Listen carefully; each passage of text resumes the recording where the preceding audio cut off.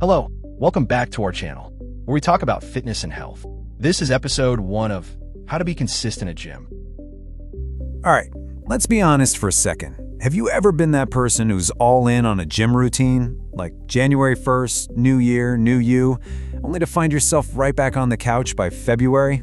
Yeah, me too. And you've probably told yourself the same stories I did. I'm just lazy, or I'm just not a gym person. But what if I told you the problem isn't you at all? Let's get into it. This number, 7. For a long time, this was a huge source of shame for me. That's how many times I started and then quit the gym. I'm talking paid memberships I never used, workout clothes that still had the tags on them, and every single time, I just felt like a complete and utter failure. You know, I actually hit my rock bottom just sitting in a gym parking lot. I couldn't even bring myself to open the car door. And it wasn't about missing just one workout. No, it was this crushing realization that quitting, that had become my thing. It was part of who I was. And in that moment, I knew something had to change, like fundamentally. And here is the most important thing I want you to hear right now. Listen to me on this. You are not broken. You're not lazy.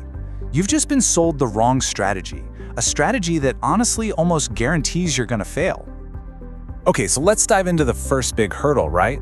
It's this idea that you need to feel motivated to go to the gym. We've all heard it, just get motivated. But honestly, this is probably the single biggest trap that causes people to quit. Now look at this. This is what I call the motivation roller coaster, and it's so predictable, right? You start on day 1, you are fired up, you're ready to conquer the world. By day 4, you're a little tired, it feels like a bit of a push. And by day 7, that initial fire is pretty much gone. This isn't a sign that you're failing, this is just a totally normal pattern. And here's exactly why that happens. Motivation isn't some deep personality trait, it's just an emotion. It's like being happy or angry, it comes and it goes. You would never try to build a house on shifting sand, right? So why in the world would you build a life-changing habit on a foundation as shaky as a fleeting feeling? It just doesn't work. I really want you to let this sink in. The problem was never that your motivation vanished. The problem was that you thought it was supposed to stick around forever. The second you accept that motivation will leave you, that's the first real step to building a strategy that actually works, even on the days you really don't feel like it. So, if a lack of motivation isn't the real villain here, then what is?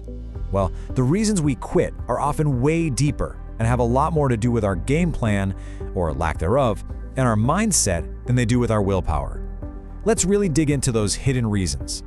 You know, we can pretty much group the real reasons into 3 main buckets. First, you've got a flawed strategy.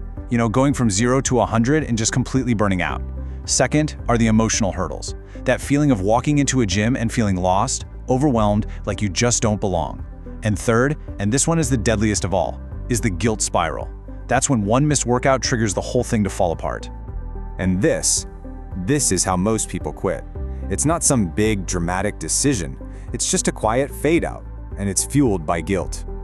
It all starts with one missed day, maybe for a totally legit reason. Then you feel bad, so you tell yourself you'll make it up.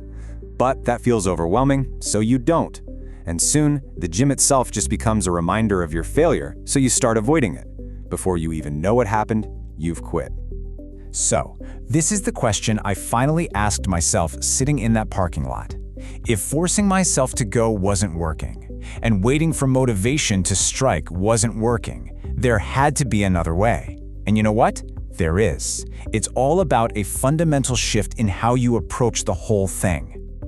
The solution isn't about gritting your teeth and trying harder.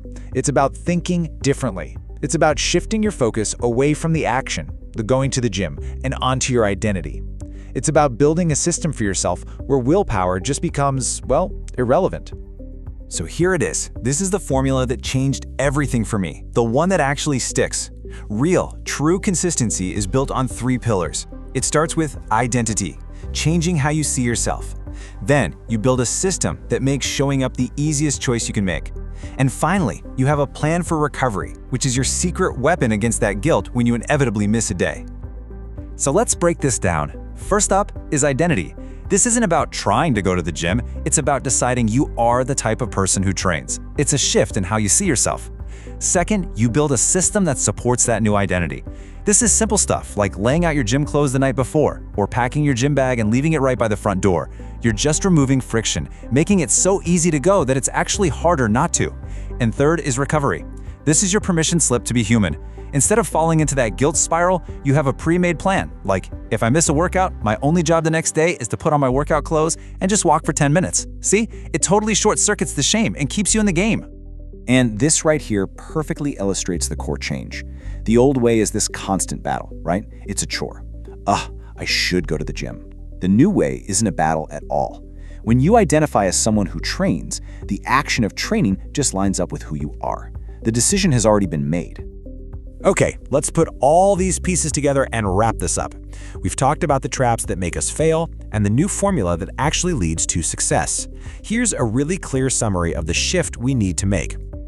Just look at this breakdown. It's so clear. The problem of inconsistency isn't solved with more motivation. It's solved by building an identity. The problem of burnout isn't solved by going all in from day one. It's solved by creating a sustainable system. And the problem of quitting after you miss a day, that's not solved by shame and guilt. It's solved by having a simple plan for recovery. This is the entire strategy all in one place. So I'll leave you with this final thought. For years, I was so focused on the action, on forcing myself to do the thing. But real, lasting change? That didn't happen until I shifted my focus to my identity. So what if you stopped trying to do and started focusing on who you want to become? I'm telling you, that one little shift could change absolutely everything.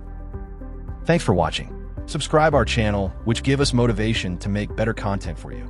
See you in the next episode.